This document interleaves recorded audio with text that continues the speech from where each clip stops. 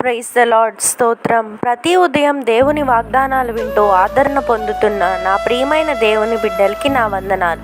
ఈ ఉదయమున రక్షణకర్త అయిన దేవుడు జీవ గ్రంథం నుండి మన కొరకు ఇచ్చిన వాగ్దానం ద్వితీయోపదేశ కాండము 31వ అధ్యాయం 6వ వచనం. భయపడకుడి, వారిని చూచి దిగులు పడకుడి, నీతో కూడా వచ్చువాడు నీ దేవుడైన యెహోవాయే, ఆయన నిన్ను విడువడు, నిన్నెడబాయడు. Amen. Verse of the day, Deuteronomy chapter 31 verse 6.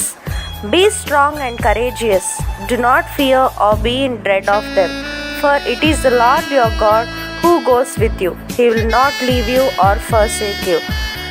Amen. తండ్రి అయిన దేవుని నుండి కుమారుడైన యేసుక్రీస్తు నుండి కృపయు సమాధానమును మీకు కలుగునుగాక. Amen. He will never leave you or forsake you. Amen.